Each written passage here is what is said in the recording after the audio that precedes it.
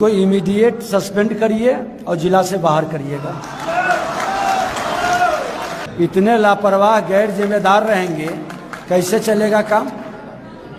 नापी हो गया तो फिर दखल अंदाजी कराने में क्या दिक्कत है?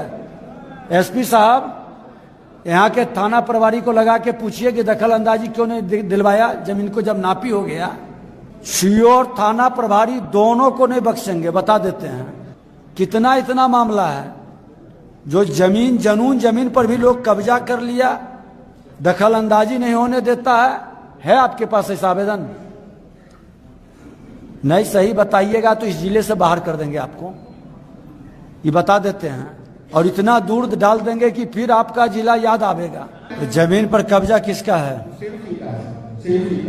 नहीं, वो रात में कब्जा करता है, रात में काम करता है, और दिन में जब हम जाते हैं। गलत होंगे तो जाइएगा जेल, सही होगा तो ये होंगे सस्पेंड, बता देते हैं। एडीएम, यहाँ के एडीएम साहब हैं, आप एक मिनट। कोई दबाव बनाता है, किसी के दबाव नहीं सुनना है। हमारा नाम लेके भी कोई कहे तो एक बार हमसे संपर्क कर लीजिए। हमारे ऊपर मुख्यमंत्री ही है ना, मुख्यमंत्री जी कभी सब काम में नहीं पड़ते हैं। भूमिहार बढ़ामन ही लिखाएगा, आप यहाँ खाता में इसको संशोधन कर लीजिए।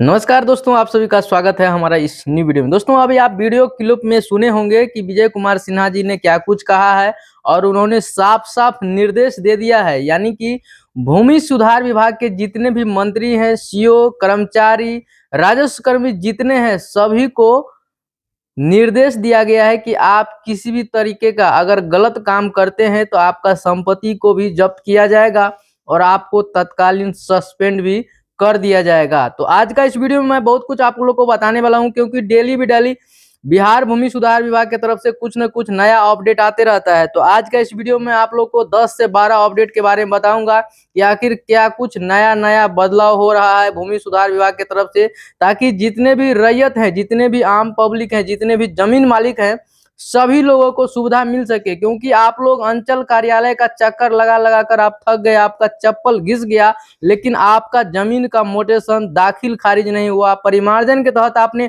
आवेदन किया, लेकिन आपका आवेदन स्वीकार नहीं किया गया, अभी तक जो है सो आवेदन पेंडिंग है। ऐसे हजारों की संख्या में लोग हैं, हजारों की संख्या में, लाखों की संख्या में ऐसे जो है सो जमीन मालिक हैं जिनके जमीन के कागजात में सुधार नहीं हो पा रहा है। उसी को देखते हुए जब से बिहार भूमि सुधार विभाग के राजस्व मंत्री विजय कुमार सिन्हा बने हैं, अभी उप मुख्यमंत्री भी हैं, तब से लगातार फुल एक्शन में है। और वो देखिए, कुछ दिन पहले सभी लोगों को पता था कि राजस्व महाअभियान चला था, लेकिन अब जो है सो बिहार भूमि जन कल्याण संवाद चल रहा है। यानी कि उसके तहत रैयत को भी बुलाया जा रहा है और उस अंचल का सीओ, कर्मचारी, जितने भी पदाधिकारी हैं, सभी को बुलाया जा रहा है उस संवाद में और उस शिविर में, और फेस टू फेस वार्ता किया जा रहा है। पूछा जा रहा है कि आखिर ये जो व्यक्ति आवेदन किया, उसका आवेदन का जो है सो अभी तक कुछ रिप्लाई क्यों नहीं मिला। उसने दाखिल खारिज मोटेशन के लिए आवेदन किया तो उसका आवेदन अभी तक स्वीकार क्यों नहीं लिया गया। तो जाकर के वहां पे सीओ से भी पूछा जा रहा है, वहां कर्मचारी से पूछा जा रहा है क्या आपने इस आवेदन को देखा तो आखिर इस पे एक्शन क्यों नहीं लिया, क्यों सालों से पड़ा हुआ है पेंडिंग।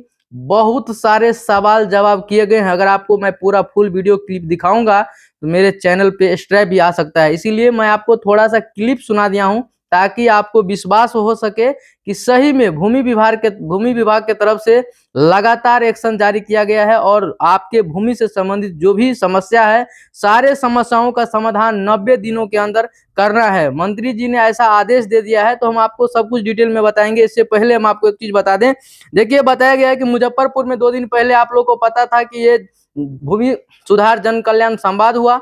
उसमें जो है सो सीओ, डीसीएलआर और एडीएम सभी को जो है सो अच्छे तरीके से विजय कुमार सिन्हा जी के द्वारा धुलाई किया गया। यानी कहने का मतलब इस सभी लोगों को खड़ा करके ऑन स्पॉट सवाल पूछा गया कि आखिर आपने इसका दाखिल खारिज परिमार्जन का आवेदन स्वीकार क्यों नहीं किया गया।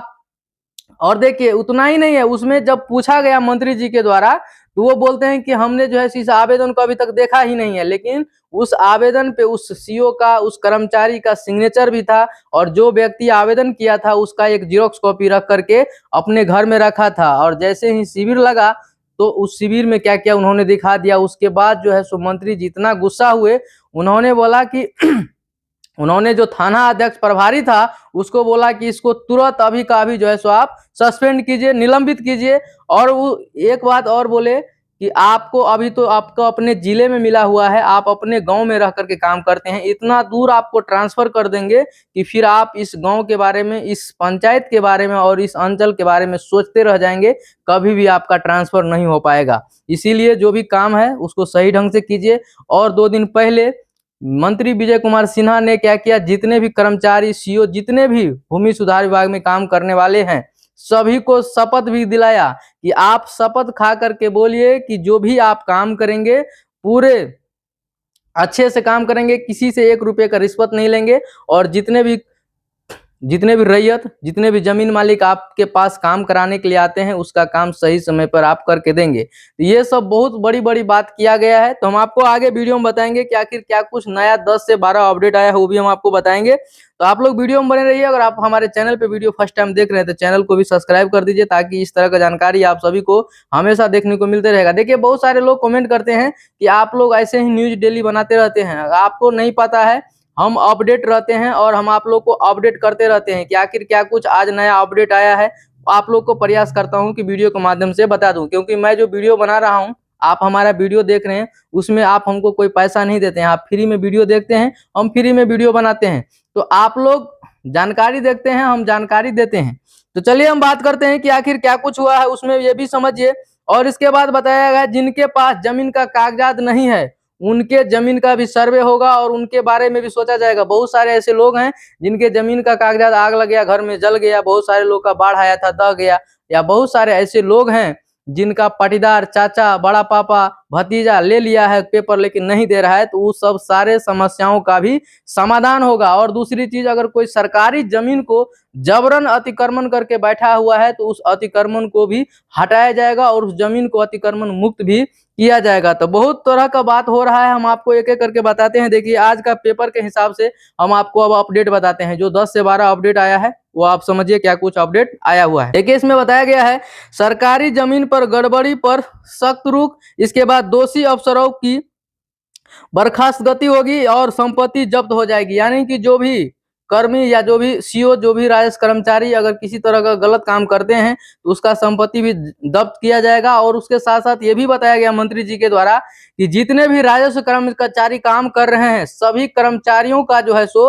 अब है सो उसका जो है सो बैंक अकाउंट चेक किया जाएगा और उसका कितना संपत्ति है, उसका सारे जितने भी राजस्व कर्मी काम कर रहे हैं, सीओ काम कर रहे हैं, सभी लोगों को अपना जो है सो इनकम के बारे में गवर्नमेंट को ब्यौरा देना है कि आपके पास टोटल अभी कितना संपत्ति है। क्योंकि आप देखते होंगे कि राजस्व कर्मचारी का सैलरी 25,000, 30,000, 35,000 रहता है, लेकिन आप देखेंगे तो उसको करोड़ों का संपत्ति रहता है। कहाँ से आता है?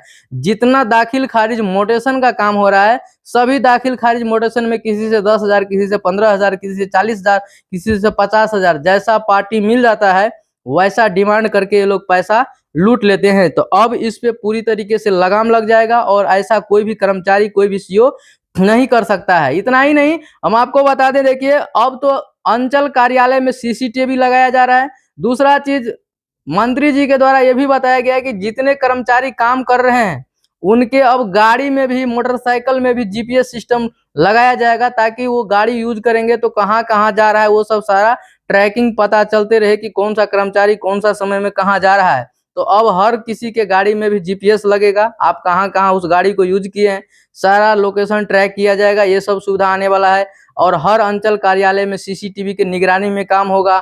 बहुत सारा बदलाव हो रहा है। और ये भी बताया गया मंत्री जी के द्वारा कि अब जो है सो सीओ के पास थाना अध्यक्ष आकर के बैठेंगे वहीं पे, क्योंकि लोगों को जो है सो थाना में जाने में बहुत सारा संकोच होता है, डर लगता है, भयभीत रहते हैं।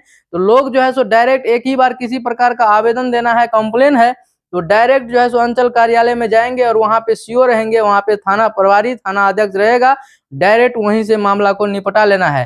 क्योंकि मंत्री जी का कहना है कि बहुत सारे ऐसे लोग हैं जो सालों सालों से आवेदन दे रहे हैं लेकिन उसका कोई कार्रवाई नहीं हो रहा है, कोई सुनवाई नहीं हो रहा है। तो अब जितने कर्मचारी हैं, जितने सीओ हैं, सभी का नौकरी खतरे में है। अगर आप सही तरीके से काम नहीं करेंगे तो अब आपको इस बार जो है सो सरकार छोड़ने वाली नहीं है। या तो आप ईमानदारी से काम कर दीजिए या आप जो है सो नौकरी से हाथ धो बैठिए। आगे देखिए क्या कुछ कहा गया है, नया जमाबंदी में भी भूमिहार ब्राह्मण ही लिखा जाएगा। देखिए इस पे एक विवाद हो गया थोड़ा सा कि जो है सो कुछ लोग बोलते हैं कि नहीं इसमें सिर्फ भूमिहार लिखना है, लेकिन मंत्री जी का कहना है कि नई जमाबंदी में भी क्या है, भूमिहार ब्राह्मण ही लिखा जाएगा। इसके बाद देखिए ऑनलाइन खतियान में भी भूमिहार ब्राह्मण ही दर्ज होगा।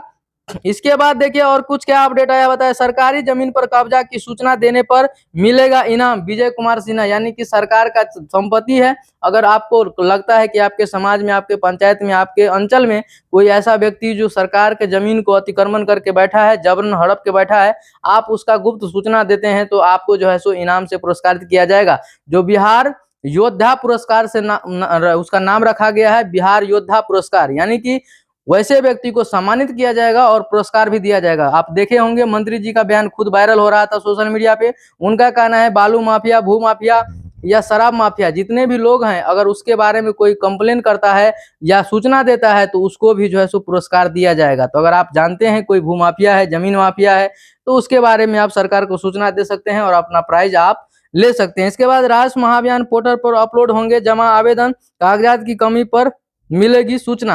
यानी कि जितने भी राष्ट्र महाअभियान में पेपर जमा हुआ था, उससे पहले हम बताए थे कि 15 लाख कुछ आवेदन अपलोड हो गया है और 31 दिसंबर तक समय सीमा दिया गया है कि जितना आवेदन है सारा आवेदन क्या हो जाएगा, ऑनलाइन पोर्टल पर अपलोड हो जाएगा।